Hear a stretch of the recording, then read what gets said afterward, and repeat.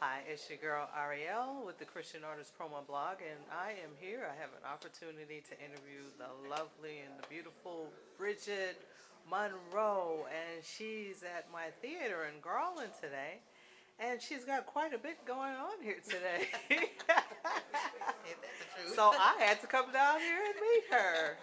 So tell me, Miss Monroe, what's going on today? Well, on top of the Melvin Childs Never Would Have Made It book review, we have the celebration of women in ministry with my two-in-one stage play. Ooh, Okay, one being The Pastor's Wife and Preach Woman Preach, which is my okay. baby play. Okay, okay, good, good, good. So Yes, we've been ready to have some fun in yes, here we are. today. Yes. Okay, and would you tell me how you connected with Melvin Childs, the author of the book Never Would Have Made It? Well, being that I'm one that's always searching through the web.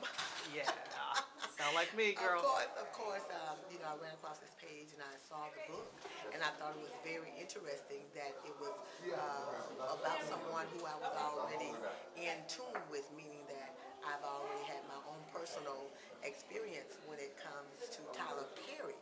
And being that was so interesting to me, I was like, I would love to, kind of read that book. Right, right. But not knowing that Melvin would reach out to me concerning a statement that was made on the page. And from that, our relationship formed, and he's been a blessing to me ever since. And like the book, he is just as truthful and real as his words on every page. Well, And that's we've just good. been connected ever since. That's good. Look at God. Yes. Now, I want you to speak to the people out there. I have a lot of Christian artists that frequent the page. They're looking for tips and advice. What advice would you give to a writer about writing for audiences? Writing, I'm pretty sure when people sit down to write, they don't write thinking, okay, when I get to the theater, I'm going to pack it out. What advice would you give a writer, and what kind of budget should a writer have that wants to get into the theater and put on a production? Right. First of all, most importantly, you want to write to an audience that you believe that not only that will heed to what you have written, meaning real anything that deals with life for real.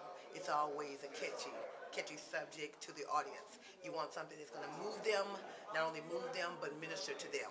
Because I say, in this day and time, people are looking for realness. And we can write about the typical things all day long, okay? My uncle and he's a drug addict, and my auntie who used to be a prostitute, and my mother who have never cared anything about me. The normal little things we hear. But if you're not dealing with something for real that's going to impact that person, give them something to think about when he leaves, deposit wisdom into them outside of entertaining, because that's what I do. I say, yet I'm entertained, but my foundation is ministry. If I can't write to heal you or give you something to think about when you leave my place, I don't want to write. Okay. Well, Stefania let me in on a little secret today. She said she reminded me that this month is Women's History Month. Exactly. Okay. So how does Women's History Month tie in with your production here today?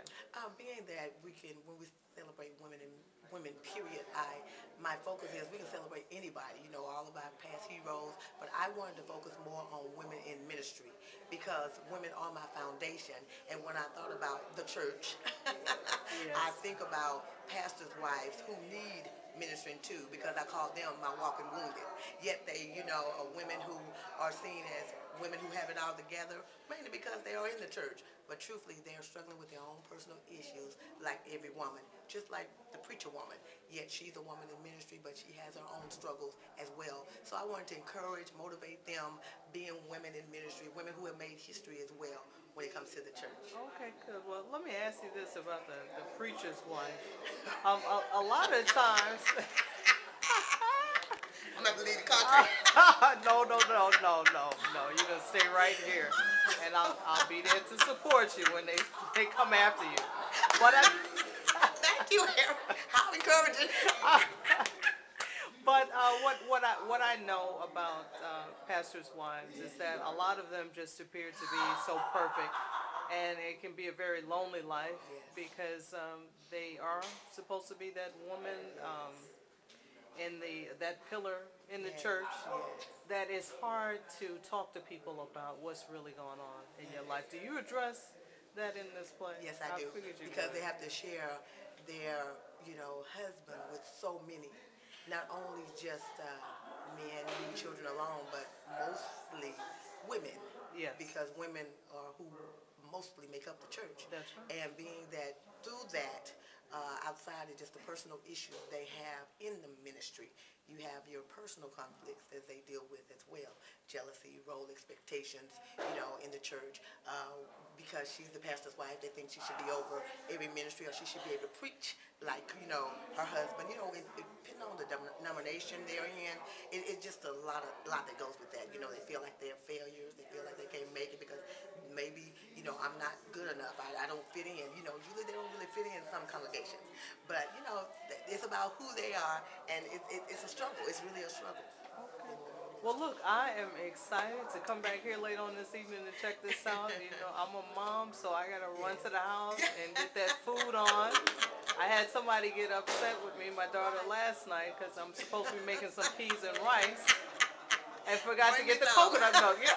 Okay, you know what, Bridgette? I will. Make sure you eat it now. I won't go running. Let me tell you, because I tell you, if she sees me leaving out the house with it, she will ask where it's going. But I can't wait to come back and join you guys this evening. It's been a pleasure having this opportunity to interview you. I wish you nothing but the best. I will put up the information at the end as a caption, how people can contact you. And I love you so much for being so generous with your time. Yes, thank God you. bless you. Bless you. Thank you.